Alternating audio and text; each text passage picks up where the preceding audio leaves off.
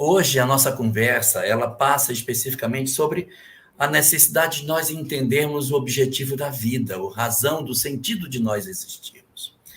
E isso, de certa maneira, a nossa humanidade perdeu nos últimos tempos.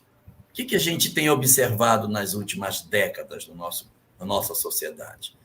Um crescimento do materialismo. Está acontecendo na nossa sociedade um crescimento dos problemas. A gente tem visto muita gente com essas dificuldades. Basicamente, hoje, nós estamos com 3 graves problemas emocionais. A ansiedade, que é o maior de todos hoje. A gente, às vezes, pouco fala sobre esse fenômeno, mas é o mais frequente nos consultórios dos psicólogos, está mais frequente do que a própria depressão. A ansiedade é o elemento mais intenso. O segundo elemento mais presente nessas atividades de psicólogos é a depressão. E o terceiro, o estresse. O estresse já foi o mais alto. Depois foi baixando, está na terceira posição hoje. Mas ansiedade, depressão e estresse são os 3 elementos fortíssimos que a gente tem hoje acontecendo na nossa sociedade. Cada vez mais a gente tem percebido isso. O Brasil tem alcançado níveis muito preocupantes. Nós estamos hoje com 5,2% da população envolvida com o drama da depressão. Isso é mais do que o mundo. O mundo tem só 4,6% e o Brasil tem mais do que o mundo. Então, nós estamos vivendo um momento muito grave dentro do país, já há alguns anos, já tem um período que está assim. E as nossas taxas de suicídio também têm aumentado ao longo dos anos. São preocupações muito grandes nesse sentido, né? Então, a gente está passando por algumas dificuldades muito grandes. E nós vamos estar hoje aqui para conversar sobre isso. E quem tiver dúvida sobre o assunto, pode mandar a pergunta que o Wilker vai trabalhando aí, mandando para a gente vai conversando sobre esse assunto aqui, eu e o André, a gente vai costurando junto com o Wilker esses conteúdos, enquanto as perguntas vão surgindo, e a gente vai trabalhando essas verdades junto com todos os que estão conosco na live de hoje. E aí, a hora que você quiser, André, e você, Wilker, só dá um toque, a gente para e a gente vai conversando, trocando as ideias, tá bom? Então, o que a gente observa? 3 graves problemas estão acontecendo na nossa humanidade: ansiedade, depressão e estresse. Muito forte. O suicídio é uma decorrência do processo da depressão, né? A pessoa experimenta o processo depressivo, ele agrava, e aí vem a desistência da vida pela sensação do vazio existencial e pode resultar nessa ocorrência. Então, nós estamos assistindo hoje na nossa sociedade esses 3 fenômenos. Quando a gente começa a olhar a questão da ansiedade, por que as pessoas estão tão ansiosas nos dias de hoje? O que está promovendo tanta ansiedade? O que foi que houve que fez com que a gente ficasse assim? É que nós estamos vivendo um período de muito pessimismo. Nós estamos com um conjunto muito grande de pessoas, e a gente pode ver isso nas redes sociais, que dizem assim: a vida vai piorar. Está ruim hoje, mas amanhã vai ficar pior. Calma que o pior já passou, o que vem é o muito pior. Então, há muita gente com sentimentos pessimistas na expectativa de que os dias do amanhã serão piores do que os dias de hoje. Olham e dizem assim: essa sociedade não tem mais conserto. Isso aqui vai de mal a pior. O que nós temos para esperar para amanhã é uma perspectiva sombria. E exatamente porque eu não tenho essa condição de ver dias melhores no amanhã, o homem se torna profundamente ansioso, porque ele fica aflito pelo que vai acontecer na próxima semana, no próximo mês, como será o ano que vem. A pandemia veio e aumentou ainda mais os níveis de ansiedade. Nós estamos vivendo um processo de ansiedade muito grande, porque está tudo muito indefinido. A pandemia provocou muitas situações de incerteza sobre o amanhã. Então, nós estamos caminhando dentro de uma direção muito sombria. Muita gente hoje está com uma perspectiva muito ruim sobre o que vai acontecer. E isso não é nada bom. porque essa leitura de que a humanidade está atravessando um período difícil, ela produz um acentuar dos quadros de ansiedade que a nossa humanidade hoje está atravessando. E o Brasil não está atrás.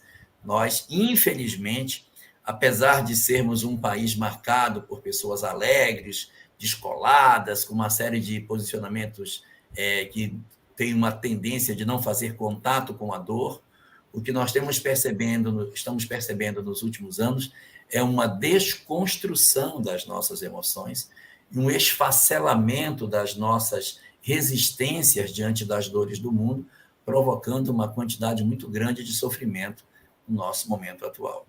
A pandemia veio trazer um agravo muito forte de tudo isso, porque o processo de hiperconvivência imposto pela pandemia colocou muita gente dentro do lar num intervalo de tempo muito grande. E as nossas residências não estavam programadas para essa perspectiva. Os nossos apartamentos, eles foram desenhados para que as pessoas durmam nele, no dia seguinte sai todo mundo para o trabalho, para a escola e ninguém se encontra. E nós passamos quase 2 anos dentro de casa, sem ninguém sair, ameaçados de não poderem ir para a rua, então ficou todo mundo dentro de casa. A ansiedade por conta do que viria no futuro, as perspectivas da perda do emprego, os aspectos de nós não sabermos como é que essa pandemia iria se comportar, notícias ruins em cima de notícias ruins nos noticiários, acabaram promovendo níveis bem mais elevados de ansiedade na nossa sociedade. Então, esse drama é um drama muito forte hoje que a gente tem para trabalhar. Resolver a questão da ansiedade da criatura humana, viu? Nós, dentro do movimento espírita, temos que estar atentos para isso, porque haverá um número muito grande de pessoas que estarão trabalhando as suas emoções nesses quadros dolorosos de ansiedade. As pessoas vivem níveis de ansiedade muito grande e deprimem por conta disso. Ou elas estão com um processo de estresse muito elevado e, em função do estresse, elas começam a desenvolver ansiedade ou depressão. Então, um fenômeno acaba interferindo no outro. Mas se a gente pudesse tentar fazer uma separação entre eles, nós poderíamos dizer o seguinte, que esse fenômeno tão forte chamado ansiedade, ele decorre da percepção pessimista do mundo que a gente está vivendo. É a leitura pessimista do mundo que gera ansiedade. Eu fico olhando e digo, gente, isso não vai ter conserto. O mundo vai piorar. Então, eu não tenho uma visão mais doce do amanhã. Eu olho e digo, do jeito que está, só piora. Então, é a falta de uma perspectiva de futuro. É a falta de uma percepção de que nós poderemos esperar coisas melhores amanhã. Então, em síntese, o problema da ansiedade é que nós perdemos a esperança em dias melhores. Então, a esperança é o sentimento que move a criatura humana a esperar que no futuro a gente tenha a condição de ver coisas mais positivas. Eu preciso, então, acalentar na minha alma o otimismo, essa visão melhor, não, vai melhorar, vai ser bom, Deus está vendo, nosso amanhã vai ser mais positivo. Isso é importantíssimo para os nossos níveis de serenidade. Quando eu não tenho essa esperança, essa certeza, eu desenvolvo ansiedade. Então, o que é isso? É a desconstrução da esperança. Nossa humanidade perdeu a esperança. Nós não temos mais certeza que Deus constrói para nós dias melhores. Nós nos afastamos de Deus. Houve um recuo das criaturas em relação a Deus. E como elas recuaram em relação a Deus, a sensação de que os dias serão melhores, a esperança nas nossas almas ficou pior. Então, boa parte da humanidade está desesperançada. E a desesperança conduz à ansiedade. Se eu pudesse dizer uma coisa para ajudar nisso, Alessandra, eu diria que a ansiedade é o excesso de futuro nas nossas vidas. Eu estou muito preocupado com amanhã. Eu estou vivendo agora, mas eu só olho para amanhã. Meu Deus, como é que vai ser? Como é que vai ser ano que vem? Como é que vai ser o futuro? O que vai acontecer? Então, eu não consigo viver o dia de hoje. Eu estou hoje querendo viver o dia de amanhã numa negação daquilo que o Cristo dizia. Basta cada dia o seu mal. Não vos afadigueis pelo dia de amanhã, porque o dia de amanhã cuidará de si mesmo. Nós ficamos tão aflitos pelo dia de amanhã, a gente nem vive hoje. Nossos filhos estão conosco, não consigo nem dialogar com ele, porque eu estou preocupado amanhã, como é que vai ser amanhã, tal. E, nossa, vai piorar, nosso mundo vai ficar pior. Então, é essa desesperança que marca a característica essencial do processo da ansiedade. Aí tem o outro, que é a depressão, né? Ansiedade e depressão. A depressão é diferente da ansiedade, porque a ansiedade ela é fruto da falta de esperança e a depressão é fruto da falta de segurança. Eu não tenho certeza de que Deus me protege. Eu não tenho certeza de que eu sou protegido. Olha só, eu me afastei de Deus. Quando eu me afastei de Deus, eu não tenho mais certeza de dias melhores. Eu não tenho mais certeza de que Ele me protege. Então, eu tenho medo. Enquanto que a ansiedade ela decorre da desesperança, a depressão decorre da falta de segurança, a insegurança que produz nas pessoas o medo. Eu tenho medo. Medo de pessoas, medo de fazer negócios, medo de sair de casa, medo de amar os outros. Tenho medo. Então, eu me encastelo na minha casa, eu não saio, eu não vou para lugar nenhum. Eu tenho medo de tudo. Medo. Eu fico lembrando do que as pessoas me fizeram. Sabe o que fulano me fez? Ele me abandonou. Isso acabou comigo. Eu fico lembrando, perdi meu filho e eu não consigo me reconstruir. Nós sofremos um golpe na vida e a gente não consegue se reconstruir. Perdi o grande amor da minha vida, não consegui mais caminhar.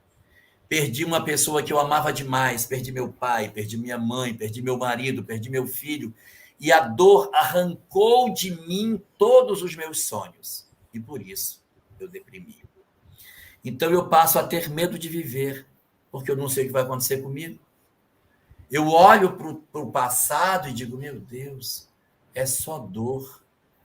E eu fico relembrando o que me fizeram. Uma pessoa encosta em você e diz, soubesse quanto eu sofro. A minha vida é só sofrimento. E eu conto para as pessoas o que aconteceram. Então, na verdade, é um processo oposto da ansiedade. Enquanto na ansiedade eu tenho excesso de futuro, na depressão eu tenho excesso de passado. Eu estou muito mais voltado para olhar o que aconteceu sem abandonar as minhas experiências. Eu conto a minha separação até para o pedreiro que vai na minha casa. 40 anos depois, eu estou cantando essa história. Eu não consigo cicatrizar das minhas feridas. O meu passado não se torna passado, ele é um eterno presente, porque eu estou o tempo todo relembrando os sofrimentos que a vida me oportunizou. E isso é muito ruim. Por quê? Porque eu deixo de viver a vida, eu não aproveito a existência.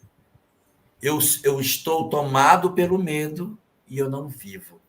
Tomado pelas experiências do passado, de todas as dores que eu carrego comigo, eu não vivo o presente. Então, o ansioso, o que sofre de ansiedade, não vive o presente. Ele vive no futuro. E o depressivo não vive no presente, ele vive no passado. Um tem excesso de futuro, o outro tem excesso de passado. Por isso que eles sofrem demais. E aí a gente vai perceber que o distanciamento de Deus, no primeiro caso, roubou de nós a esperança. O distanciamento de Deus, no segundo caso, roubou de nós a segurança. Não tenho mais certeza de que Deus me protege. Eu tenho medo de tudo. Meu filho não vai para a rua, vai ser assaltado. Aí meu filho sai e fica, meu menino, me fala se você chegou, você demorou. Estava onde? Aconteceu um acidente, foi assaltado, foi sequestrado. O que houve? Eu sempre estou pensando no pior das coisas, porque eu lembro do que teve, do que aconteceu, então eu fico sempre vivendo os quadros mais sombrios que a humanidade pode ter vivido. E isso está se alastrando na nossa sociedade. Nós estamos tendo uma quantidade enorme de pessoas em processo de depressão, em diferentes graus, né? Nós temos pessoas num grau leve, que é aquele que não gera nenhum tipo de comprometimento da vida social. Nós temos o grau moderado, que é aquele que já leva um comprometimento, a pessoa não trabalha direito, não estuda direito, falta na escola, falta no trabalho. E o grau profundo, que é aquele que não tem vida social. Ele vive no quarto o dia inteiro, no escuro, não toma banho, não escova os dentes, não pinta cabelo, não pinta as unhas. Desistiu de tudo. São os processos de depressão profunda. Nós temos muita tendência de dizer assim, fulano está em depressão profunda. Não, gente, depressão profunda é só quando é profunda mesmo. Existe depressão que não é profunda, a pessoa está vivendo depressão, mas está trabalhando, chora, se entristece, sai de casa, volta, não é profunda. A profunda pessoa não sai. Ela cai num fosso. O que é depressão? Depressão é um buraco. Então, se a pessoa caiu num buraco, se a depressão é profunda, é porque o buraco é profundo e não tem como sair dele. Então, a pessoa fica no quarto, no escuro, não tem interesse de se movimentar. Se nós fôssemos trazer isso para uma aproximação do conceito espírita, seriam os fenômenos da subjugação. É muito típico estar associado à subjugação aos fenômenos da depressão profunda. Porque a pessoa, semelhante ao que está obsidiado no quadro da chamada subjugação, também diz a mesma coisa. Não percam tempo comigo. Eu não tenho mais jeito. Isso é típico tanto do depressivo, na condição extrema, profundo, como daqueles que estão subjugados através do processo obsessivo. Então, só para fechar, nós temos ansiedade, que é excesso de futuro, depressão, que é excesso de passado, ansiedade, que é a sensação da perda da esperança, a depressão, que é a perda da segurança, e o excesso de presente é que faz o estresse. O que é o estresse? Eu quero enfiar em 24 horas tarefas que só cabem em 28. Eu fico louco, fico doido. Meu Deus, não vai dar tempo. Menino! Aí eu grito com um, grito com o outro. Te arruma, menino! Vambora! O menino se sujou. Meu Deus, ele se sujou. Por que ele se sujou? É desesperador. Porque o tempo está todo cronometrado. Eu acordo de manhã, dou banho no menino, visto o menino, dou comida para o menino, boto ele no carro, levo o menino para a escola. Se nesse trânsito o menino vira o leite nele e derrama tudo, tem que trocá-lo, isso é o caos. Porque vai atrasar o menino, vai atrasar a escola, vai atrasar meu trabalho, porque está tudo amarradinho. Então, eu tenho o tempo todo cronometrado. Então, o que é o estresse? É o excesso de presente. E eu não quero abrir mão de nada disso, porque eu tenho uma ideia de que eu preciso ser perfeito no meu dia a dia. E como eu não posso falhar. Se por algum motivo eu não conseguir fazer isso, aí eu fico fora do padrão. Então, o que é a depressão? É o excesso do passado. O estresse é o excesso de presente. A ansiedade, o excesso de futuro. Com relação a sentimentos, a ansiedade é a perda da certeza de que Deus nos cuida. A perda da esperança. A depressão é a perda da percepção de que Deus nos protege. É a desproteção. E o estresse faz com que você diga, não aguento mais, eu preciso gritar, eu preciso chutar. Então, eu jogo cinzeiro nos outros, eu jogo prato, eu grito com as pessoas, eu xingo no trânsito. O que está acontecendo comigo? Por que eu estou desse jeito? Uma pilha. Por que eu estou assim? Eu não estou mais aguentando a pressão que a sociedade está fazendo em mim. Isso gera estresse. Excesso de presente que tira de mim a temperança. Então, eu tenho ansiedade, depressão e estresse que estão relacionados com esperança, segurança e temperança. Aí, como eu tenho o estresse, eu digo, não aguento isso. Sabe o que eu vou fazer? Eu vou beber, eu vou me drogar, eu vou sair com o primeiro que eu encontrar na frente. Então, nós perdemos os filtros da nossa conduta. Porque se Deus existe e cuida de mim, eu não preciso ser ansioso, tá? Porque eu sei que Deus está cuidando. Vem a pressão da vida, eu digo, não, mas Deus está no controle. Se eu tenho Deus em mim, vem o medo e eu digo, Deus me cuida. Deus é o meu Senhor, é meu pastor, nada me faltará. E aí eu consigo atravessar os meus momentos de crise. E se Deus existe, eu não preciso enlouquecer. Porque se Deus existe, existe uma regra de conduta para viver. Na hora que eu retirei Deus da minha vida, eu automaticamente digo, tudo agora ficou certo. Não tem mais nada errado. Por que não fazer? Não tem ninguém tomando conta de mim. Ora, não tem ninguém me oferecendo dias melhores, não tem ninguém me protegendo do mal, então também não tem ninguém para me fazer regra de conduta.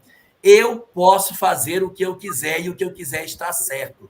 Eu perco o medo de desobedecer uma regra porque eu não percebo mais a presença de Deus em mim. Então, Alessandra, se eu puder puxar o fiozinho do começo, tudo tem uma só palavra que detona tudo isso. Chama-se fé. É a fé que nos dá esperança. É a fé que nos dá segurança. É a fé que nos dá temperança. Arranca a fé do indivíduo que você vai ver uma sociedade ansiosa, depressiva e cheia de estresse. E a gente está vivendo um momento de falta de fé, você entende? E se você perceber a nossa sociedade hoje, é claro, tem muita gente religiosa hoje, tem muita gente. Lógico, tem muita gente. Mas a grande maioria não é. A grande maioria de nós trocou a fé por outros objetivos. O que acontece? Olha só, olha como a coisa é complexa. Até bem pouco tempo, a gente tinha a fé como uma referência para nós. Não, Deus está vendo, Deus está cuidando, Deus vai cuidar de nós. A fé era um certo instrumento para garantir o nosso equilíbrio. E as pessoas diziam assim, eu sou pobre, mas Deus está vendo. E depois, bem-aventurados os pobres, porque deles é o reino dos céus. Não, pobreza não é tudo, o problema é riqueza espiritual. Se eu tiver valores morais, Deus vai me abençoar. Então, não importa eu ter uma casa mais bonita, eu ser a pessoa mais rica. Não precisa isso, porque eu tenho Deus no meu coração. Eu tenho Deus comigo. Se eu tenho Deus comigo, eu não preciso de todas as coisas materiais. Aí, o que aconteceu? As pessoas foram e tiraram a fé da humanidade. Vamos tirar essa pecinha aqui.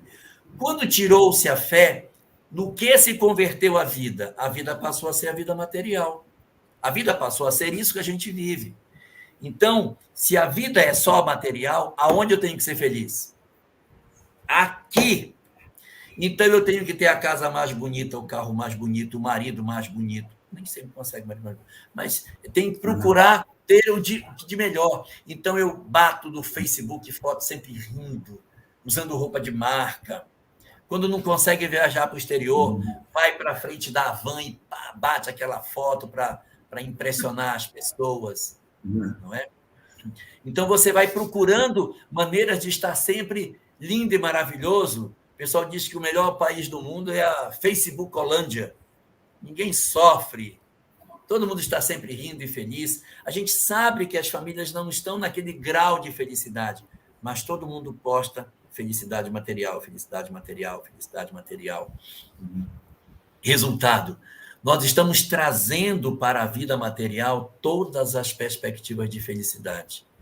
Nós estamos retirando das pessoas aqueles conceitos anteriores que dizia não é tão importante a pessoa ser rica, mais importante é você ser uma pessoa de bem, ser uma pessoa correta, você ser uma pessoa que as pessoas admiram pelas virtudes que tem. Não, você tem que ter o carro do ano, você tem que ter as coisas. Então, isso está produzindo nas pessoas uma busca da felicidade apenas material. E os aspectos relacionados com o espírito estão perdendo a importância para boa parte da nossa sociedade. E como nem todo mundo consegue ser feliz do ponto de vista material, gera uma depressão imensa, porque eu não consigo ser para as pessoas o que o mundo gostaria que eu fosse. O mundo gostaria que eu fosse o bem-sucedido. O mundo gostaria que eu fosse a verdadeira expressão do sucesso. Eu tenho que me formar, conseguir um excelente emprego, ter uma casa linda. Não vou conseguir. Então, eu não tenho valor, porque todos os valores da humanidade foram trazidos para a vida presente, para a vida material. Aí é que está Jorge, o problema. Jorge, temos um efeito até sobre as crianças, né?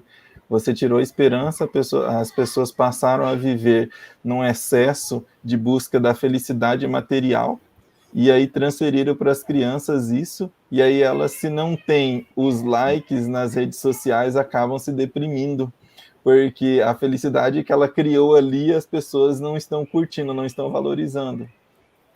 Na verdade, elas transferem todos os seus objetivos para a vida corporal, porque assim a sociedade lhes dita. E eu não estou dizendo que isso é o pai, isso é culpa do pai, isso é culpa da mãe. Eu estou dizendo que é um modelo social que a gente vive. Porque na escola ela chega lá e diz: você tem quantos seguidores? Eu tenho 5, minha mãe, meu pai, meus 2 irmãos, minha avó. Nossa, eu tenho 200. Nossa, então ninguém me ama. Não sou amado.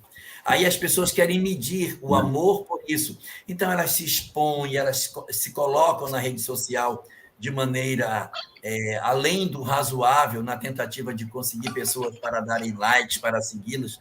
E às vezes elas vão em busca de mais e mais seguidores e de repente elas encontram os haters, os perseguidores, e começa a postar ódio, ódio, ódio, ódio contra a pessoa, ela não tem estrutura, ela deprime e se suicida.